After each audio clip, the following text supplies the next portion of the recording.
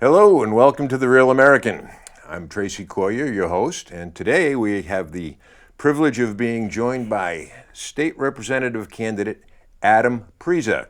Adam, how are you today? I'm doing really good, Tracy. Thanks for having me on. Oh, it's a pleasure. It's always a pleasure to have a candidate on. Yeah, it means a lot. Yeah. So, you're a younger guy. 22. 22, and I'm not. Tell us why you're getting involved in politics. Well, the first thing I thought, or I believe, is I think younger people should be in politics. Mm-hmm. I think with all the divisiveness going on right now, a lot of younger generations are dissuaded from joining because of everything they see in the media. And I was never afraid of conflict. I knew there was going to be some bad apples when I decided to run, but I didn't think that should be a deterrent for me running, because I've always wanted to run when I was 18. But now that I'm out of college and I have the opportunity to run, I took the first chance I could get.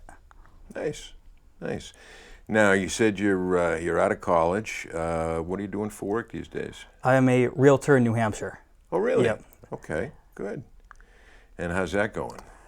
It's going really good. I've been fortunate to do well. I've only had my license for 2 years, but a lot of the first-time home buyers are definitely struggling right now with the current rates and getting approved with mortgages. It's definitely been an interesting period.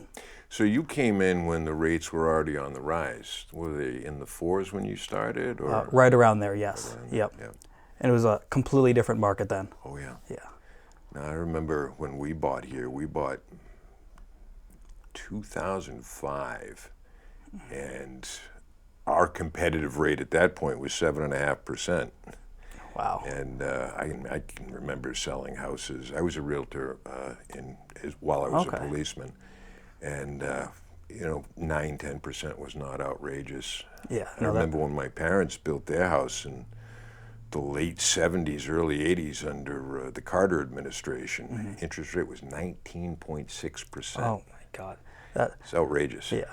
A big thing, I do talk to a lot of people like that, the people that have already owned a couple homes over the past decades. And they say that rates, they're going back up to what normally is 9-10%. But the difference is homes aren't $100,000 anymore. That's right. 10% on a $100,000 home, the payment on that is nothing compared to 7% on a $500,000 home. That's right. It's completely unaffordable. I can remember selling three-deckers in Worcester for $37,000, $39,000. Those days are gone. And now they're $700,000, $800,000, $900,000. It's just incredible. Yeah, I just sold a home in Merrimack. They bought it for $110,000 back in 1997. Their payment was around $1,600, and the family that bought it, just under $500,000 at 7%. They're paying over $4,000 a month now. Incredible. Yeah, it's a lot of people are house poor now, and it's unfortunate because it shouldn't be. Well, the cost of everything has gone through the roof. I mean, it's kind of scary. So, what do you hope to accomplish once you're a representative, God willing? Yeah, everything panning out on November 5th. Make sure you go vote. Absolutely. Yeah, absolutely. It's vote for both of us. Yeah, absolutely. Tracy and I. Yeah. The biggest thing is the taxes. Taxes don't need to be as high as they are now. New Hampshire, we don't have an income tax or a sales tax, which is great, but we do suffer from high property taxes. Yes, we do. And a big reason for that is the people in the House right now in the Senate, and they're not spending the money properly. Everything gets spread across the budget, and if people actually use the money wisely, people could have much less property taxes than they currently have. Well, we find that every time there's a Democrat-led House and Senate, we have a tendency to develop new social programs, and a lot of this stuff is necessary to a certain degree, but I live on a budget, and I'm sure you do too. When I'm out of money at the end of the month, I don't just say, oh, my neighbor's going to pay for it and go over and rob his wallet. And that's pretty much what politicians have always done to us. It's like, well, we need more money, so we're going to find a way to get it. And there's been so many new taxes proposed over the past, since I've been here. I've been through, a few Republican Congresses, a few Democrat Congresses, and I mean, I can remember when I first moved here, I mean, we were renting an apartment in Nashua for, I think it was $850. And that was, I thought that was a little steep, Yeah. because my mortgage payment in Worcester was about $1,400. And I bought the house up here, and I looked at my closing costs, because, being a Massachusetts realtor, closing costs are $3,000-$4,000, Yeah. no big deal. So I sat at the closing table, and my banker friend said, do you want to roll the closing costs into the mortgage? I said, no, I'll just write a check. Yeah, $26,000. It's like, well, there goes my furniture money. So it was a bit of a culture shock, but I'll be honest, this is probably the best place I've ever been in my life. And Yeah. I've lived, all over the country. And you're from Merrimack. You were born here. You were raised here. You went to school out of state, didn't you? I started out of state, but then I went to New England College right down the road in Henniker. Oh, okay. Yeah. Okay. Yeah, I think New Hampshire is a good benchmark for how the rest of the country, I believe, should be. Mm-hmm. We're run fairly well for the most part. No state income tax, no state sales tax, and we've been thriving compared to some of the states around us, especially in the Northeast. Absolutely. Probably the freest state Yeah. in New England, and one of the freest states in the country, actually. Yeah. I mean, you look at other states. I have friends that live in Texas, and they don't really deal with the income tax problem there. And I think Tennessee is another one. And I've got family down in Florida. There's no income tax there. Yeah. But once again, it all depends on where you live and what you can put up with. And I swore I'd move someplace warm when I retired. Yeah. And I wound up in New Hampshire, and you know what? I'll put up with the cold just to be here. Yeah, the cold's worth it. Yeah. I'm too old to ski. I'll break a hip or anything like that. But what else do you do? I mean, I do a lot of triathlons and marathons, actually. Really? I did an Olympic marathon a few months ago, and I got injured, but I'm starting to train back up again to do an Ironman. Interesting. Yeah. Have you run the Boston Marathon yet? I have not. I want to qualify for it. Yep. You have to get under a 3-hour marathon just to be able to apply for it. Mm-hmm. So that's going to take a few more years of training till I get there. I'm right around 3:25 right now. That's not bad. No, it's not. I put a lot of work into it. Yeah. How often do you train? With my injury, a few times a week. But once the doctor clears me and everything's okay, I'll be training every day. Okay, excellent. Excellent. Yeah. So we've had the pleasure of meeting a lot of the other candidates over the past few months, and I mean we met back in, was it May or June, somewhere in there? I think it was April. April. I went to the Merrimack Town Committee meeting. Okay. Yep. Yeah, it was April. Wow, time is flying. Yeah. I mean, we're only literally, a month and a half or just over that away from the election. Yeah, I believe it's 53 days. It's coming quick. It did. It's coming quick.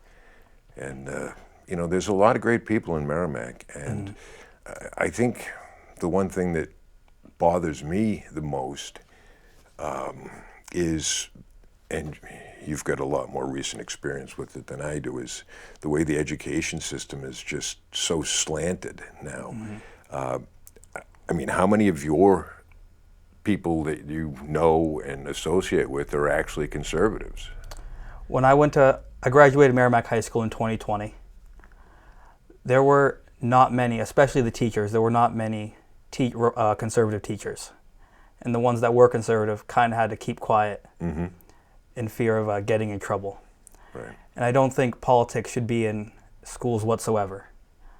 I think if you know the teacher's political affiliation, they failed as a teacher. Agreed. It should just be about the basic education. It shouldn't be the teacher believes this, so they have to force it onto the students. It should just be the basics. And I think being able to write a check, knowing your personal finance, knowing how to budget, is a lot more important than some of the things they're pushing in schools right now.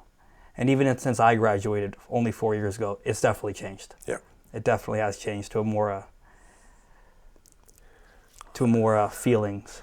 I could remember back in the early 70s, having consumer education where, you know, you had to look for a job in the paper, assuming that you got it. It gave you an hourly wage, and then they gave you a checkbook, and you had to, you know, write your checks and see if you could balance everything out. I mean, people don't know how to write a check. I don't think I've seen anybody balance a checkbook in probably 15 years.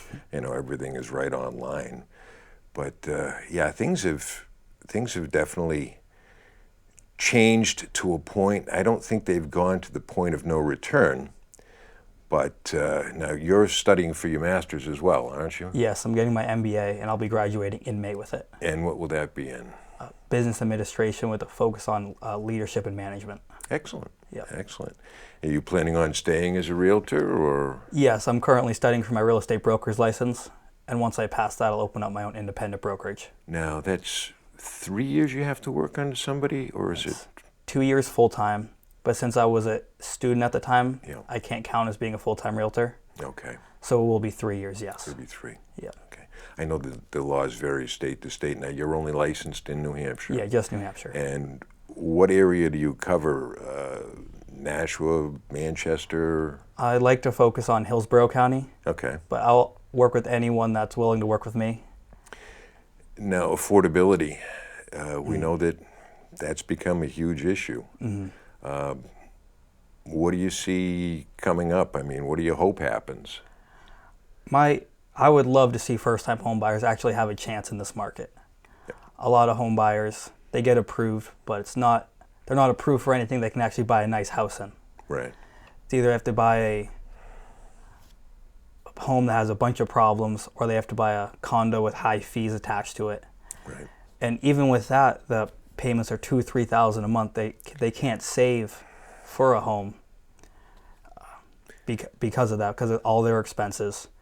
And a lot of people that have already owned a home, even the ones that bought 4 or 5 years ago, they're coming in, they're moving with cash offers. Right. And offers that are a lot more appealing to sellers. So it's very tough to get approved for a first-time home buyer and actually get an offer accepted. It's been a huge problem the last couple of years. Now, there was a long time where it was cheaper to buy a home than it was to rent. I was looking at a rental. I've got a relative moving into town very shortly, and just the rent for a one-bedroom apartment in Merrimack was, God, it was almost $1,900 a month. You really can't rent anywhere near the major cities and towns for under $2,000. Yeah. And that's unbelievable. Now, do you cover any rentals at all? Or? I do. You do? I do. Yes, absolutely. Okay. A lot of people I help move into their apartment eventually, they work with me as well to buy their first home, to buy their starter home. Oh, that's loyalty. That's a good absolutely. thing. Yeah. I try to do everything I can to help them as much as possible. Now, I see you out there waving signs and, you know, at various exits. How's it going? How's your response been? It's been going really good. There's always some bad apples, but a lot of people stop. We talk for a little bit, ask questions, just to get to know me. It's my first time running, so I'm relatively unknown. Yeah. But the response has been very well. I don't have a huge budget like some of the other candidates running, so I really have to put a lot of sweat equity into it. Yeah. Just trying to be seen, going to local events, introducing myself, and I think it's gone really well. Like as you saw in the primary, we both did very well. Yeah, I mean, I remember when I ran in 2012, I think I was the 10th person on the ballot for 8 seats, and I did okay. I think we all did much better this time around. There's always, you know, room for improvement. You know, everybody that's out there that's listening, you know, if you know somebody that didn't vote, get them out there to vote. The only way we're going to keep New Hampshire free is by actually voting in a group of people that believe in freedom instead of these social warriors who want to give everything away and take the money from you. I hate to put it that way, but that's pretty much what it's become. We had a discussion last night about, you know, sanctuary cities and borders, and it's just amazing how widespread the problem has become, and people don't even realize that we're dealing with that right here in Hillsborough County. Yeah, no one ever talks about the northern border and the people coming over. It's always the southern border because that's the hot topic right now. But just like we talked about last night, a lot of people are crossing from Canada Yep. and trying to make it to Massachusetts, Vermont, and New York because they get better benefits than New Hampshire. That's one of the wise things that we've done is not just lined everybody's pockets when they come over. I don't know if you saw the statistics recently on how much the illegal immigrants get in New York State, but they're getting per month what somebody on Social Security is getting, plus free housing, while we neglect veterans and we just totally ignore everything other than what's politically hot right now. I would like to see that money go towards veterans, like you said, so much more than people crossing illegally. I mean, there's veterans on the streets right now that are suffering from mental disorders, Yep. and there's no help for them. They serve our country, they do everything, and as soon as they get back, it's just okay, thank you, time to move on. Yep. And for the schooling, I'd rather see the money go towards teachers whenever they raise the budget instead of just going to different programs, trying to change the curriculum. I'd rather see the teachers make more, have the money actually goes towards the students and go towards their education. I'm gonna tell you a story that was relayed to me 22 years ago from a school department that I was loosely affiliated with. For every 100 employees, there were 44 administrators. So that left 66 people. Every teacher had 2 teachers' assistants.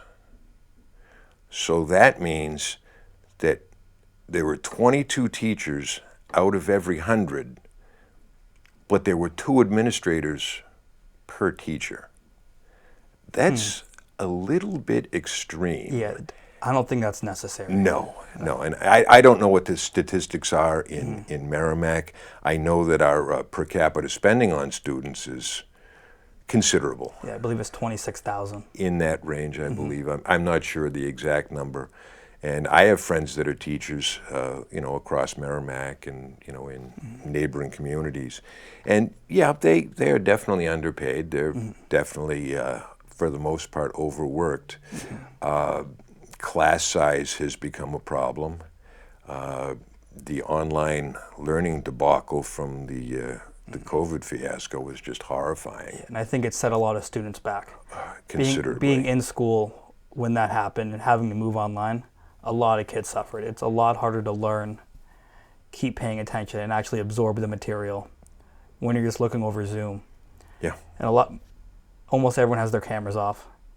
And it seems like the teacher's just going right off the PowerPoint. They try their best, but it gets to a point where it's just they can't. There's no comparison for one-on-one interaction. No, not at all. There just isn't. And I mean, I remember when University of Phoenix got very, very popular, and a lot of the online schools had become very popular. That was all based on students that already knew how to learn. Yeah. I mean, if you were, just getting out of high school and, you were an average student, going to an online university right away is just an absolute. No, you're really just doing the work to get the piece of paper at the end of the day. You're not trying to actually learn. And there are students that do try their best. They have to work a full-time job, but you just don't learn as much. It's not the same. And Southern New Hampshire is actually one of the largest online schools right here in New Hampshire. I believe they're located in Manchester, and they've been popular for a very long time. Their curriculum is actually really good for online. Excellent. Yeah. Excellent. I know a lot of friends, a lot of family that went there. My nephew went to UNH, and he was there, and my God, he excelled. I mean, and the advantage to going, and you participated in wrestling when you were in college. Yes, I wrestled in college. My nephew rode crew, which It's a tough sport. was to get up at 3:30 in the morning and get in a cold boat on cold water, and Not for me. no, thank you. I'm just as happy running a little track, playing a little football. That was more than enough for me. But his dedication was amazing, and he has directly applied it to the workforce, and he's quite successful. He works private contracts, but he's been doing extremely well these past few years. And he's, God, I think he just turned 30. Yeah, I can remember when anyway. Yeah. There's something to say about playing a sport. It's a lot of discipline involved, a lot of teamwork, a lot of handling adversity. I think it's still there in today's sports, but it's not as much. I know coaches, they can't be as hard on students, but I think that's how you learn. If you make a mistake, the coach calls you out for it. You take that as a learning opportunity. They're not out to get you. They're there to make you better. And if the coach is ragging on you, it's because they still believe in you. They know you can be better than where you currently are. And I think that's something that is slowly getting taken away from sports. Yeah, participation trophies, and now allowing women into the whole, well, thank God the Title IX thing got shot down to a certain degree, but that whole thing is a subject that we could spend 3 or 4 hours on, watching the unfortunate things that have happened to Riley Gaines, and, just watching the Olympics this year where, it wasn't actually, how do you say it? It wasn't actually somebody that was transgendered. It was somebody that had high levels of testosterone naturally, and just the decimation on that poor girl that she was fighting. It's horrible. There are biological differences, and I Yes. don't think women's sports should be a place for failing male athletes. Correct. Being around sports my entire life, there is a difference. They work just as hard, and they should have the same opportunities. And I think if it does go farther that way, there's a lot of females that are going to miss out on that opportunity because of it. Yeah. And a lot of high-level female professional athletes have come out against it and said, this is an unfair advantage. I mean, first off, I don't know many female swimmers that are 6'4" and 220 pounds, but that's up to the governing bodies how they want to handle it. I know how I personally feel about it.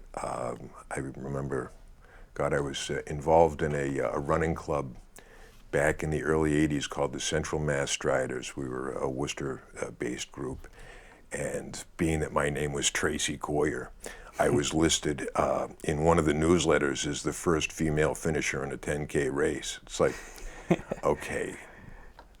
No, that wasn't great. No. That's when I started using Tracy Allen Coyer, and now if you can't figure out I'm a guy, then you've got an issue anyway. So I got rid of the Allen part again. But that was it was pretty. They made fun of me for a long time about I bet, that. yeah. But hey, at least I took #1 in something. Absolutely, it was great, but it just wasn't right. No. I would be, if I had the newspaper, I'd be marking the female athlete part of it. See, I finished first. Yeah. But we're winding down. Is there anything that you'd like to tell about your potential platform, or anything you'd like to share with the residents of Merrimack, maybe to get them to know you just a little bit better? I grew up in the Merrimack school system. Merrimack, all the way from Thorntons Ferry Elementary to Merrimack High School. I've benefited from all the opportunities in Merrimack, and I want to keep it that way. And I'm going to do everything in my power to make sure it stays the way it is and even gets better. Okay. And that happens when everyone goes out to vote. So once again, everybody please remember, November 5th is coming, and it's coming a lot faster than we all realize. So please, if you see us on the street, give us a wave. Yeah, I'd love to talk to you. Take a few minutes. We'll chit-chat a little bit. I hope you've enjoyed listening to Adam as much as I've enjoyed talking to him. And I'm going to say thank you very much for coming on. It's been a pleasure. And God bless us both in November. Let's see how we make out. Absolutely. We're putting the work in, so hopefully it pays off. Thanks for watching, everybody. Enjoy the day.